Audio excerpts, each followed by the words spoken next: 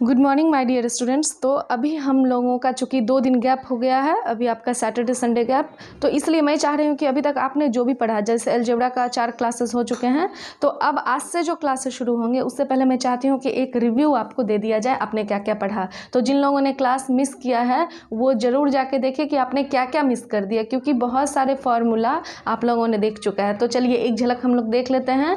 और ये मेरा बनाने के पीछे यही मोटिव था कि इसी तरीके से आप लोग एक पेज लेंगे, अपने मन से जितना भी पढ़े हैं वो लिख लिए, क्योंकि मैं आपको एक एक वे सिखा रही हूँ कि आपको कोई भी चीज़ याद कैसे रखना है, आप किस तरीके से आगे बढ़ेंगे। स्टेप बाय स्टेप आप फॉलो कीजिए। मैं इस चीज़ के लिए श्योर हूँ कि आपका जॉब एकदम होना ही होना है। और कुछ लोग परेशान हैं कि अलजेब्रा का क्लास, कुछ लोगों ने मुझे पर्सनली मैसेज भी किया है कि मैम अलजेब्रा का क्लास कितने दिन चलेगा।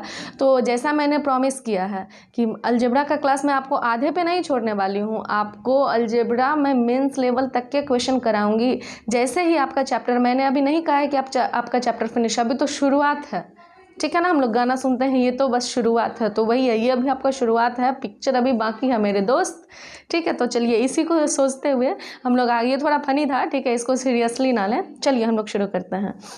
देखिए क्या क्या पढ़ा आपने। चलिए आपने पढ़ा कि सबसे पहला नंबर फॉर्मूला एकदम याद करते चले जाएंगे। If x plus 1/x is equal to t, then x square plus में 1/x² क्या हो जाएगा, तो टी का स्क्वायर -2, याद होगा आपको। चलिए x प्लस 1/x अगर t दिया हुआ है और आपसे ये पूछा है, तो पहले हम लोगों को ये निकालना होता है, ये निकालते हैं तो इसका वैल्यू आ जाता है ये। और अगर x पावर में 4 पूछ दिया तो फिर इसी को क्या करना होता है, t का स्क्वायर -2 का स्क्वायर -2।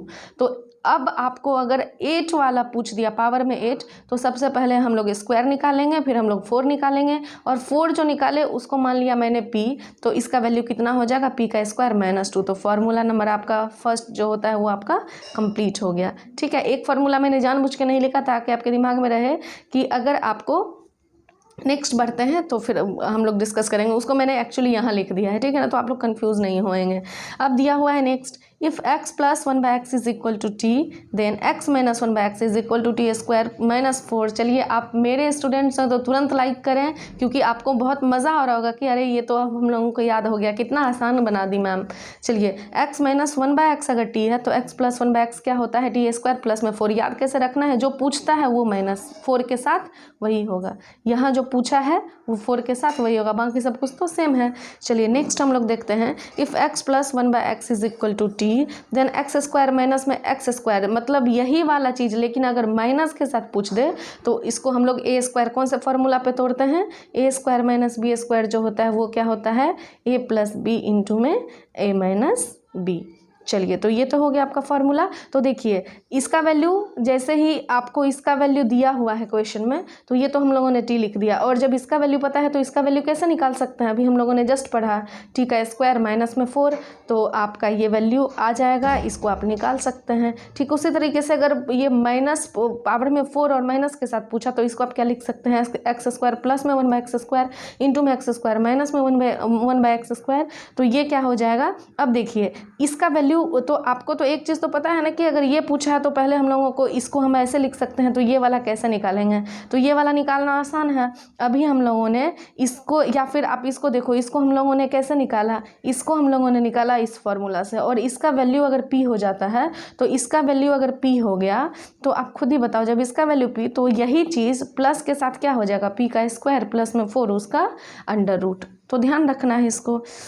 कुछ लोग बोलेंगे कि मैम जब ये दिया हुआ है तो इससे हम लोग ऐसे भी तो निकाल सकते थे, एक्स स्क्वायर प्लस में 1/x² निकाल लेते, कौन से फार्मूला से, तो इस फार्मूला से, ये वाले फार्मूला से, और आप बोलते फिर इससे हम लोग फिर माइनस वाला निकाल देते, बिल्कुल कर सकते थे, ठीक है ना। वो अब आपको खुद ही सोचना है कि कौन हमारे लिए आसान पड़ेगा। नेक्स्ट देखेंगे आप, if x minus 1/x is equal to t दिया है और ये चीज़ आपको माइनस के साथ पूछा है, तो बस मैंने कुछ नहीं किया है, बस एक बार मैंने प्लस के साथ लिया, एक बार माइनस के साथ लिया है। माइनस वाला आपको दे रखा है, प्लस वाला इससे आप निकाल देंगे। अब इसका वैल्यू अगर p मान लेते हैं, तो ये वैल्यू अगर p आ गया है, चूँकि आपसे पावर में आप 4 पूछ दिया है, तो इसका वैल्यू अगर p आ गया है तो इसका वैल्यू कितना हो जाएगा, √p का स्क्वायर प्लस में 4।